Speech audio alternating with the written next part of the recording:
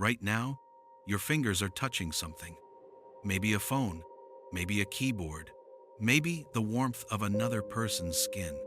You feel the pressure, the texture, the solidity. But here's the truth that physics has known for over a century. You've never touched anything in your entire life. Not the face of someone you love. Not the ground beneath your feet. Not even your own body. The atoms in your hand have never made contact with the atoms of anything else. What you call touch is a lie your brain tells to keep you sane. And if nothing is solid, if contact is impossible, what exactly are you holding on to? This isn't philosophy. This is physics. And it might change how you understand everything you think you know about reality. Welcome to Unfurling. Pick up the nearest object. Feel its weight, its edges, its resistance against your palm. Everything about this experience screams solid, real, there. But zoom in far enough, and that solidity vanishes. The chair you're sitting on is 99.9999999% empty space. If you removed all the empty space from every atom in your body, what remained would be smaller than a grain of sand. If you removed the empty space from every human on Earth, all 8 billion of us would fit inside a single sugar cube. The atoms that make up your body and everything around you are almost entirely nothing. So why does the world feel so solid? The answer isn't about matter, it's about force. When you press your hand against a table, the atoms in your skin don't touch the atoms in the wood. They can't. Each atom is surrounded by a cloud of electrons, tiny particles carrying negative charge. And negative charges repel each other. As your hand approaches the table, the electron clouds push back. They never make contact. They simply refuse to get closer. What you feel as touch is actually electromagnetic repulsion. You're feeling force, not contact. You're feeling the universe saying no. Physicist Richard Feynman once explained it this way. When you're sitting in a chair, you're not resting on it. You're hovering above it, suspended by electrical forces, floating a fraction of a nanometer in the air. You've been levitating your entire life. You just never knew. Let's go deeper. What exactly is an atom? You've probably seen the diagrams, a tiny nucleus in the center, with electrons orbiting around it like planets around a sun. That image is useful. It's also completely wrong. Electrons don't orbit. They don't exist in fixed paths. In fact, they don't really exist as objects at all. An electron is better understood as a probability cloud, a smear of possibility, a question the universe hasn't answered yet. Until you measure it, an electron isn't anywhere specific. It's everywhere it could possibly be, all at once. This is quantum mechanics, and it gets stranger. The nucleus itself, the supposedly solid core of every atom, is also mostly empty. Protons and neutrons are made of quarks, held together by gluons. But even these particles aren't tiny billiard balls. They're excitations in quantum fields, ripples in an invisible ocean that fills all of space. Physicist Max Planck, the father of quantum theory, put it bluntly. There is no matter as such. All matter originates and exists only by virtue of a force. What you call stuff isn't stuff. It's patterns of energy, vibrations in the void. When you look at your hand, you're not looking at a solid thing. You're looking at a temporary arrangement of forces, pretending to be flesh. So if atoms never touch, what is the sensation of touch? It's a story. A very convincing story, told by your nervous system. Here's what actually happens when you touch something. The electromagnetic repulsion between electron clouds creates pressure. That pressure deforms your skin. Specialized nerve cells called mechanoreceptors detect the deformation. They send electrical signals up through your spinal cord to your brain. Your brain interprets these signals and constructs an experience. The feeling of texture, the sense of pressure, the perception of contact. None of this is happening out there. It's all happening inside your skull.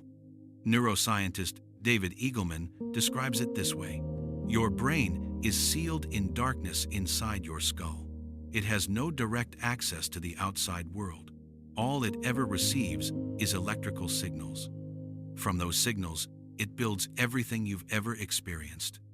The warmth of sunlight, the roughness of sand, the softness of a lover's lips. All of it is a construction, a magnificent neural hallucination. And here's the strange part: there's a delay. It takes time for signals to travel from your fingertips to your brain. About 80 milliseconds. Which means the moment you feel something, that moment has already passed. You're never experiencing the present. You're always touching the past. This raises an uncomfortable question about human connection. When you hold someone's hand, you believe you're making contact.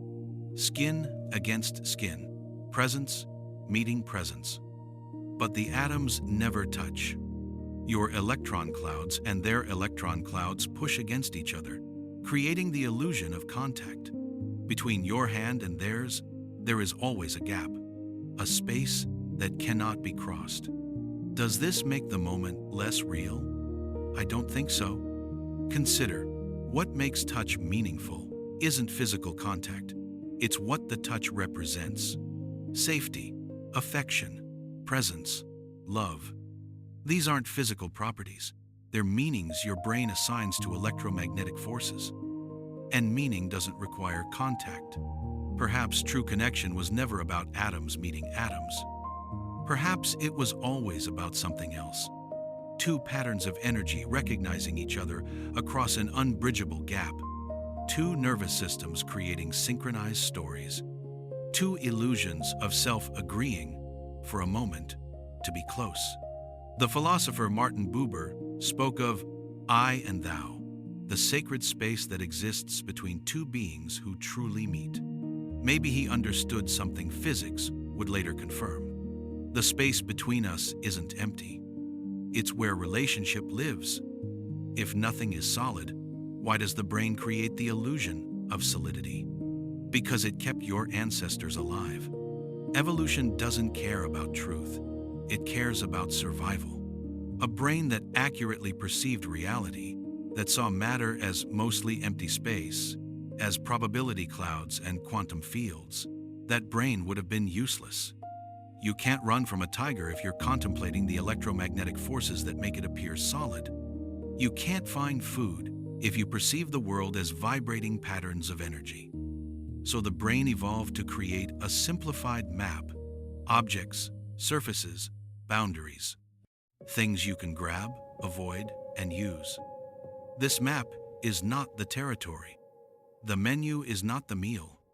The solid world you experience is a user interface, a virtual reality generated by your nervous system to help you survive and reproduce.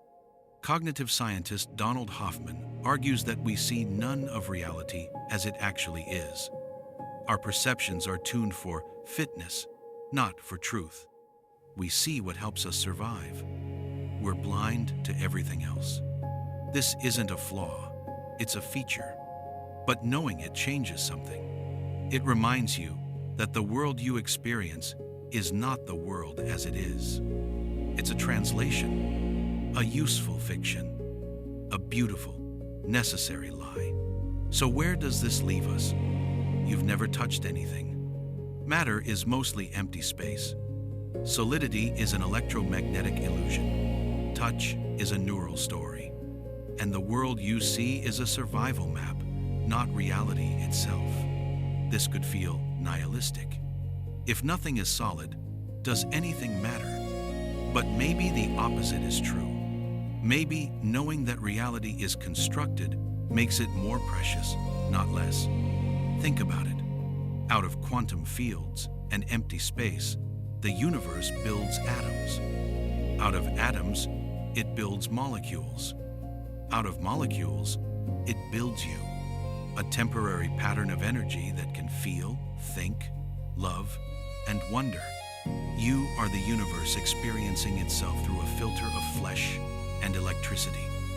You've never touched anything because you and everything else are already part of the same unbroken field.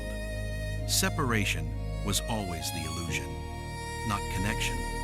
Since you've made it this far, take a few more moments to sit with what we've explored.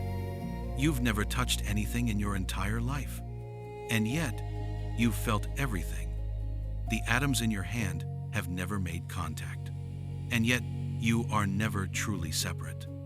Solidity is an illusion, but the love you feel is real.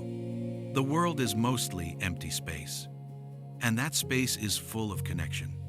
You are not what you appear to be. You are something far more strange and far more beautiful. If this resonated, subscribe to Unfurling and let me know in the comments.